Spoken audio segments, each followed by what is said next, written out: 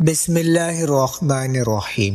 السلام علیکم ناظرین، تمام ناظرین کو راہ دین چینل میں دل کی گہرائی سے خوش آمدید۔ ناظرین، پچھلی ویڈیو میں آپ نے سنا تھا کہ حضرت سعید بن عامر کا ایک غلام زخمی حالت میں لوٹا اور اس نے بتایا کہ کس طرح دشمنوں نے حملہ کیا، مگر جو آگے ہوا وہ اور بھی حیرت انگیز تھا۔ ایک طرف جبلہ بن اہم جیسے غدار کا مقابلہ، دوسری طرف سعید بن عامر کی بہادری اور حکمت۔ کیا آپ جاننا چاہتے ہیں کہ اسلامی لشکر کا کیا حشر ہونے والا تھا؟ تو ویڈیو کو آخر تک ضرور دیکھیے، اور اگر آپ نے اب تک ہمارے چینل کو سبسکرائب نہیں کیا ہے تو فوراً سبسکرائب کر لیں تاکہ ایسے دل کو چھو لینے والی اسلامک کہانیاں آپ تک سب سے پہلے پہنچے۔ ناظرین، بڑھتے ہیں واقعے کی طرف۔ حضرت سعید بن عامر نے اپنے غلام کو اٹھایا اور گھوڑے پر اپنے ساتھ سوار کیا اور واپس پلٹنا چاہتے تھے کہ قوم غسان کے نصرانی سپاہیوں نے گھیر لیا اور ان کو گرفتار کر کے جبلہ بن اہم کے لشکر میں لے گئے۔ جبلہ اپنے خیمے میں سونے کی کرسی پر بیٹھا تھا اور دیباس کے کپڑے کا لباس زیب تن کیے ہوئے تھا، جس میں قیمتی جواہر کی لڑیاں تھی، گلے میں یاقوت کی بنی ہوئی سلیب تھی۔ جبلہ نے حضرت سعید بن عامر سے ان کا نسب اور قبیلہ پوچھا، پھر قوم عرب سے اپنا نسب اور قبیلہ بیان کیا، اور پھر حضرت عمر فاروق اعظم کی شکایت کی کہ ایک حقیر دیہاتی کے لیے مجھ جیسے بادشاہ سے قصاص لیتے ہیں، لہٰذا میں اسلام سے منحرف ہو گیا اور یہ ملک شام ہرقل بادشاہ کے لشکر کی کمک کرنے آ گیا۔ پھر جبلہ بن اہم نے حضرت سعید بن عامر سے پوچھا کہ تم حسان بن ثابت انصاری کو جانتے ہو؟ حضرت سعید نے جواب دیا کہ ہاں، وہ رسول اقدس صلی اللہ علیہ وسلم کے ناتا گو شاعر ہے۔ جبلہ نے پوچھا کہ تمہاری حسان سے کوئی جان پہچان ہے، اور حضرت حسان سے تمہاری آخری ملاقات کب ہوئی تھی؟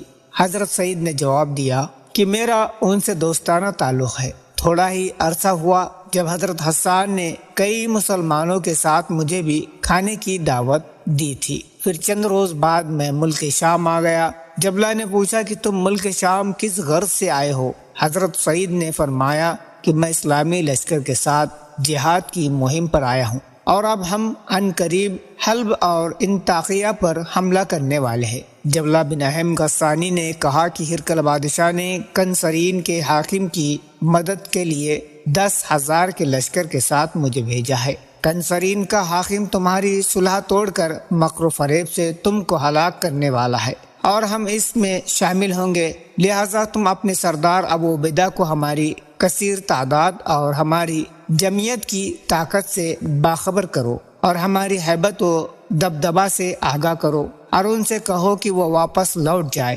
میں بھی ملک عرب کا باشندہ ہوں، اور عرب ہونے کے ناطے تمہاری خیر خواہی اور ہمدردی رکھتا ہوں، اور تم کو نیک مشورہ دیتا ہوں کہ تمہاری خیریت اور بھلائی اسی میں ہے کہ تم ملک شام پر تسلط اور حکومت کرنے کا خواب مت دیکھو اور ملک حجاز واپس چلے جاؤ۔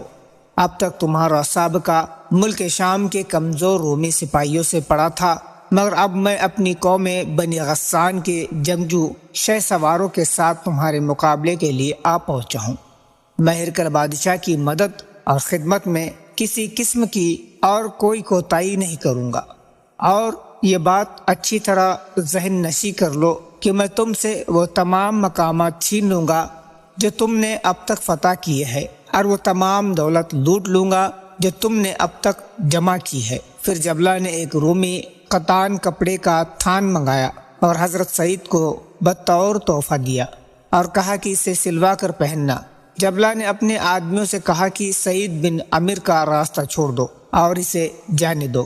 حضرت سعید بن عامر نے اپنے غلام کو اپنے ساتھ گھوڑے پر سوار کیا اور جبلہ کے کیمپ سے نکل کر اسلامی لشکر کے کیمپ میں بمقام شرج واپس آئے۔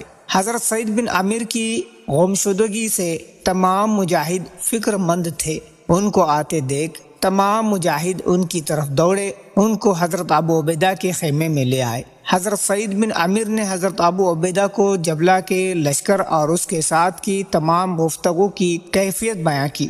حضرت ابو عبیدہ نے فرمایا کہ اے سعید، تم نے حضرت حسان بن ثابت انصاری کا جبلہ کے سامنے ذکر کیا، اس کی برکت سے تم کو نجات ملی ہے اور تم زندہ واپس آئے ہو۔ پھر حضرت ابو عبیدہ نے صحابہ کرام رضی اللہ تعالی عنہ سے مشورہ کیا اور کہا کہ حقیقی میں کنسرین کا مکر و فریب کھل کر سامنے آ گیا ہے، لہٰذا آپ حضرات کی اس معاملے میں کیا رائے ہے؟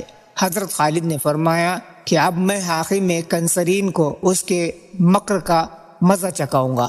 حضرت سعید بن عامر نے جس عقل مندی سے دشمن کے لشکر سے نکل کر اسلامی لشکر کو خبر دی، وہ یقیناً اللہ کی مدد کا ذریعہ بنی۔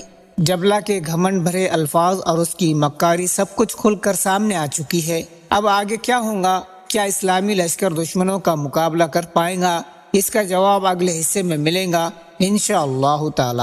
اگر آپ کو یہ واقعہ پسند آیا ہو تو ہمارے ویڈیو کو لائک ضرور کریں اور چینل کو سبسکرائب کرنا مت بھولئے تاکہ اگلا حصہ آپ سے چھوٹ نہ جائے۔ ملتے ہیں اگلے حصے میں۔ السلام علیکم، اللہ حافظ۔